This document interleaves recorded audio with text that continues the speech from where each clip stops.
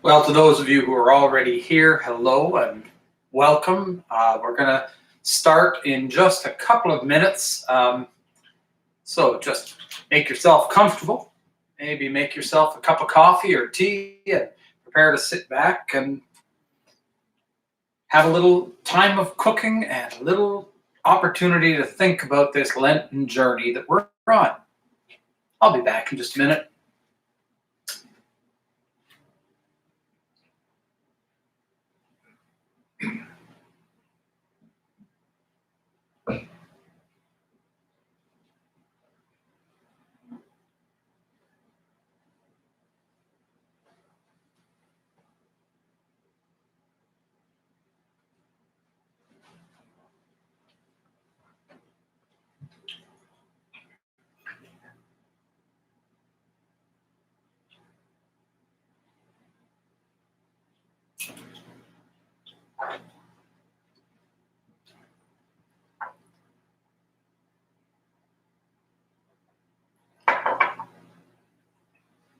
Well, hello, folks, and welcome to this next episode of Eat Simply, that others may simply eat. Now, I hope to be able to offer some sort of an important Lenten symbol every time we gather and before we begin the cooking. And the symbol that I've chosen for today, of course, I'm an Anglican, I love symbols, but it's going to strike a number of people as an odd symbol for Lent. It's that group of spring flowers that are sitting on the corner of my kitchen counter. We know that the church has taught from time immemorial that there are no flowers on the altar in Lent. Lent is a penitential time, and the joy and the beauty of flowers we strip out of our church.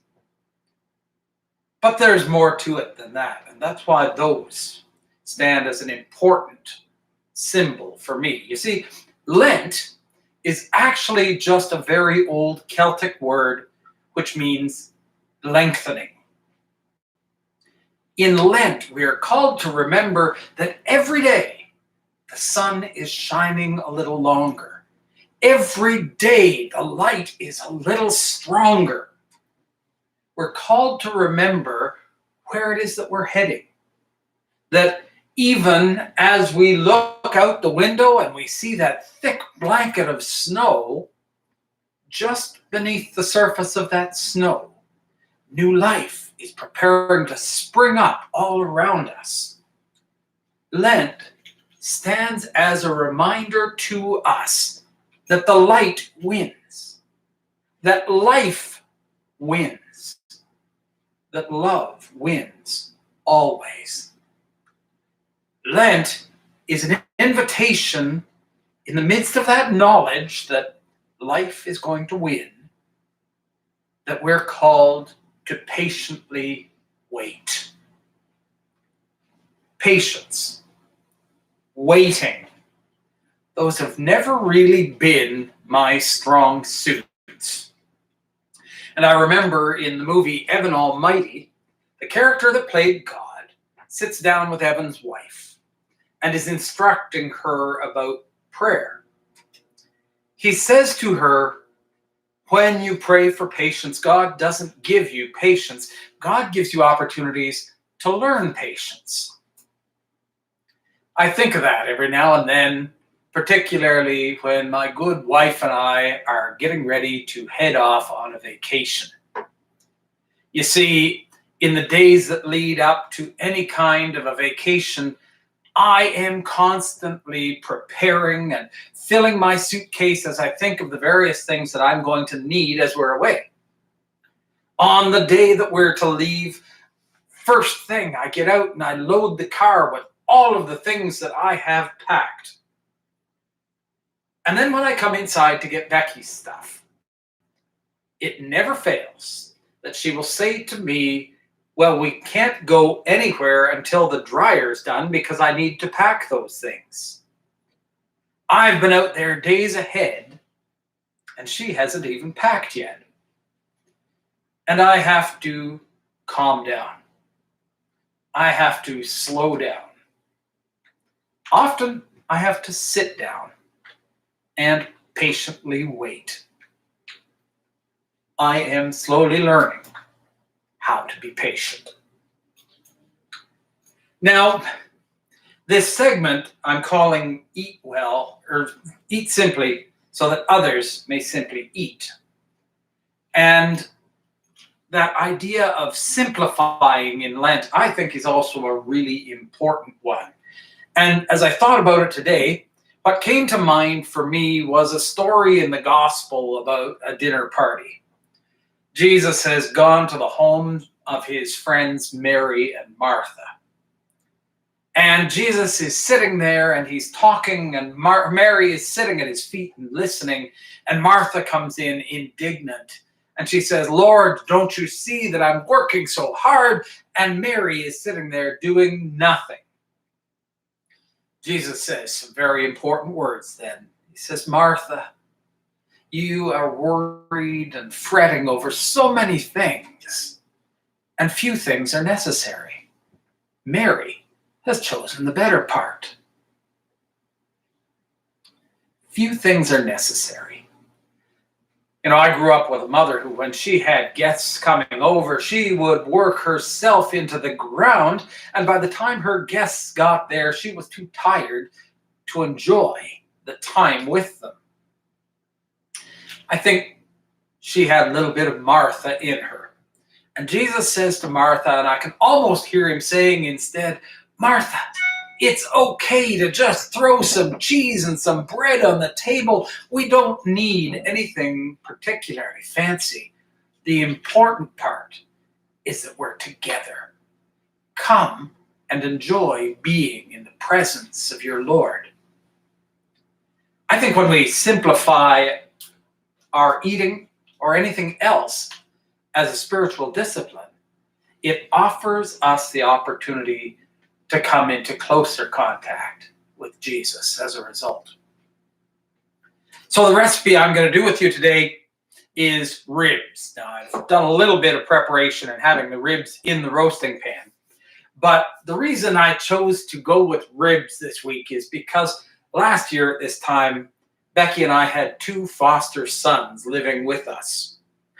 One was a preteen and the other was nearly 18 years old. The one thing that they had in common was that both of them had an appetite the size of a small village. And both of them loved ribs. If ever I asked them what they wanted me to make for dinner, the knee-jerk reaction was always right there: ribs. But it didn't take very long to realize that it was incredibly expensive to try and fill those appetites with ribs. They could eat racks and racks of ribs. So riding to the rescue came my friend Kathy. Kathy was the person that I often sent couples to that I was doing marriage preparation with when they were having trouble with budgeting. Not only was Kathy a financial planner, but after a divorce, Kathy had had to really learn budgeting the hard way. She also had two teenagers and was living on a much decreased income and was having to find ways to make those dollars stretch as far as possible. And this was her recipe for ribs. Now, the biggest simplification and savings with these ribs was that instead of using the very prime cut, the center cut of the rib, this recipe uses the riblets, the parts of the rib that get cut off by the butcher in order to give the prime cut. The meat is precisely the same and will taste every bit as good. But on the amount of ribs that I'm cooking here, which is just one package, it saved me over $10.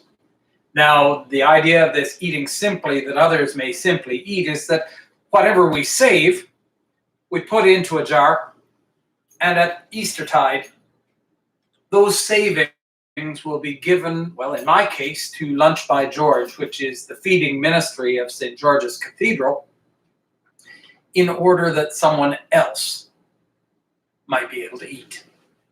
And so since I've saved $10 this week, I want to put that into the jar toward that feeding ministry. Now, this recipe not only is saving money by using those riblets, but it's also incredibly simple. Now, it begins with a 1/4 cup of soy sauce. Now, I, for much of my adult life, had out of control diabetes, though I've managed to control it with diet now. And I am celiac. And my wife struggles with hypertension. And so in my cooking, I try very hard to keep very low sodium, very low sugar, and 0 gluten. And so I use the Kikkoman low sodium, guaranteed gluten-free soy sauce. The next item that has to go in here is, now, it's supposed to be a package of onion soup mix. The Knorr onion soup mix, unfortunately, is not gluten-free, and so I have to buy mine special. But for anyone who doesn't have concerns with gluten, it is absolutely fine to use the less expensive package from Knorr. Then we add 2 tablespoons of Worcestershire sauce. Again, I have to use the French's brand because it's guaranteed gluten-free. Lee & Perrins does have gluten, but again, for anybody who's not concerned about living gluten-free, the Lee & Perrins is absolutely fine and much easier to get. So we add 2 tablespoons of Worcestershire sauce. We need a 1/4 teaspoon of pepper.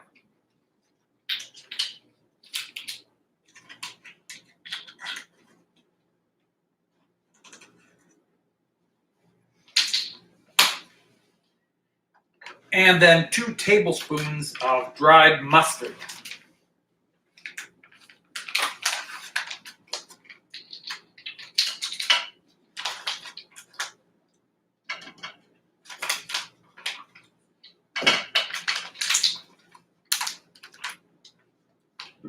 Next, we need 1 tablespoon of garlic powder. Now, a lot of the time, I will use fresh minced garlic, but I looked in the fridge today and I didn't have any, but 1 tablespoon of dried garlic will do garlic powder will do the job. Next, we need 3/4 of a cup of brown sugar, packed down. Now, again, because I very severely limit the sugar intake in this household, I use Splenda brown sugar, which I find tastes every bit as good and doesn't drive up my sugar intake.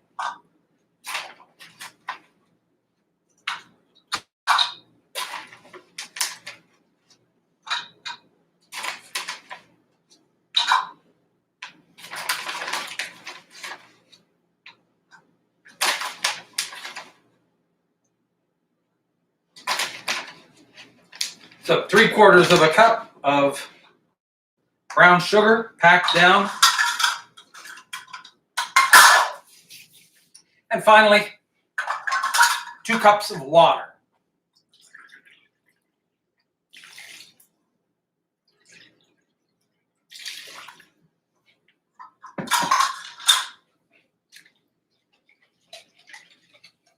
We mix that all together till all of the solids have managed to dissolve into the liquids.